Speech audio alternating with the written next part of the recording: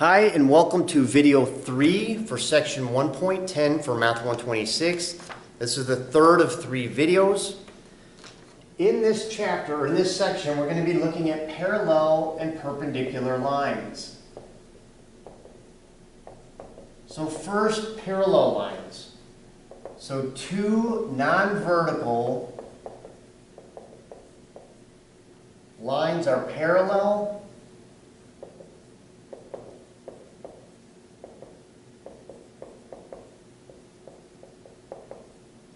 if they have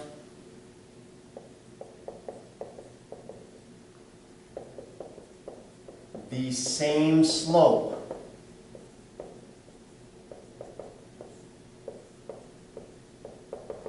Well, that makes sense, right? If I got a graph and I got two lines, if they're parallel, they have to have the same slope. Otherwise, if they're different, at some point they're going to run into each other. So parallel lines, same slope. Perpendicular lines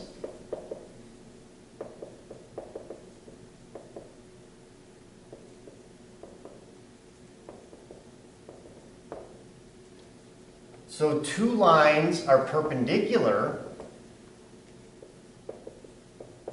Perpendicular means they're at a right angle. So if I have one line going this way, then I have another line going that way, where they meet up forms a right angle. So two lines are perpendicular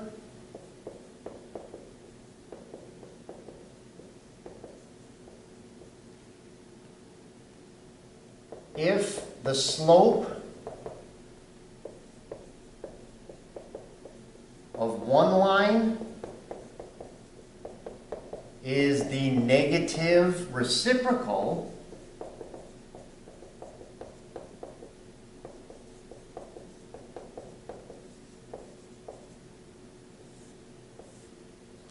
of the other.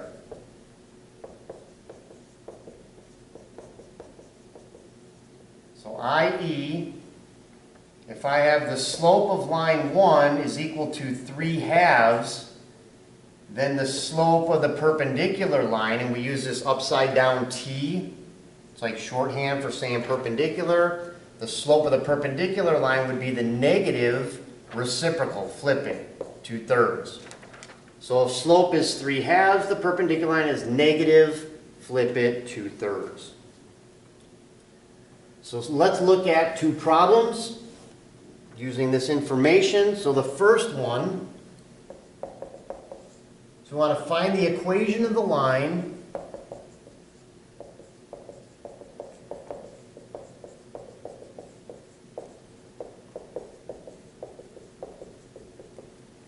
through the point 5,2,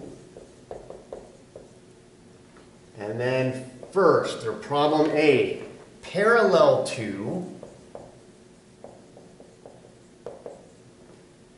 4x plus 6y plus 5 is 0.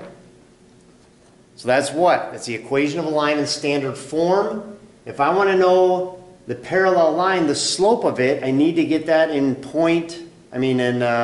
slope-intercept form. So I have to do what? I have to get it y equals something. So I need to subtract 4x and subtract 5 from both sides. So I get 6y is minus 4x minus 5. I want y by itself, so I have to divide everything by 6. So I get y is equal to minus 4/6x minus 5/6, which means what? This guy here is my slope. So the slope of this line is negative 4/6, which if I simplify it, is negative 2/3. So just by dumb luck, it's the same example we had there. So the slope of this guy is negative 2/3. I want the line parallel to it, so I have to use the same slope. And I'm going to use now what? I want the equation through the point 5,2. So I have the point and I have the slope. So using point slope formula, I have y minus y1, which is 2, is equal to the slope, negative 2/3, times x minus x1, which is 5. Distribute that 2/3, I get y minus 2 is negative 2/3 x.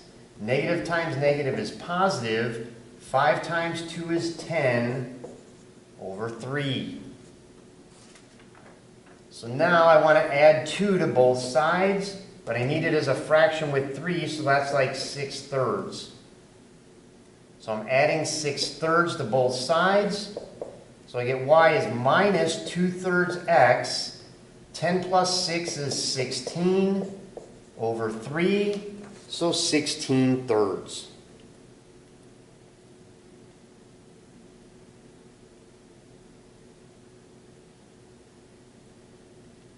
If I want this in general form, what do I have to do? Have to move everything over to the right, so I get what? 2/3 x. So I'm going to add 2/3 x to both sides. So depending, I'm just going to take this a step further. It didn't say it here, but if it did say put it in general form, then this is how we would do it. So I'm adding 2/3 x and subtracting 16/3. So plus 2/3 x plus y minus 16/3 is 0. I got to get rid of that 3, so I'm going to multiply everything by 3, and I get what? 2x plus 3y minus 16 is 0. So the equation of that line in general form, parallel to that line, would be 2x plus 3y minus 16 is equal to 0. What if it said, find the line perpendicular to that guy? So part B is perpendicular to that line 4x plus 6y plus 5 is 0. Well, we already found what's the slope of that line, right? The slope is negative 2/3. So the slope of the perpendicular line is the negative of that, so negative negative is positive, and then flip it, 3 over 2. So the perpendicular line to this guy has slope positive 3/2. Do the same kind of work. So y minus 2 is positive 3/2, x minus 5. Go ahead and distribute. You get y minus 2 is 3/2 x minus 3 times 5 is 15 over 2. Add 2 to both sides. Again, we have to have denominator 2, so that's like adding 4/2 to both sides. So we get y is equal to 3/2 x. Negative 15 plus 4 is minus 11, so negative 11/2. That's in slope-intercept form. If we want it in general form, what do we have to do? We have to subtract 3/2 x. Good, I can finally do one of these examples. And add 11/2 to both sides. So I get what? Negative 3/2 x plus y plus 11/2 is 0. Now, up until this point, we've just been multiplying by 3 or multiplying by 2 or something like that to get rid of the fraction. But remember, our value for a, the value in front of x, has to be positive. So in this case, if I want to get a positive here, I'm going to have to multiply by a negative 2. That way here I have negative times negative is positive. So the 2's cancel out, negative negative is positive, so I get 3x. Negative 2 times y is minus 2y.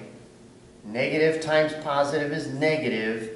2's cancel, so I get 11. And negative 2 times 0 is still 0.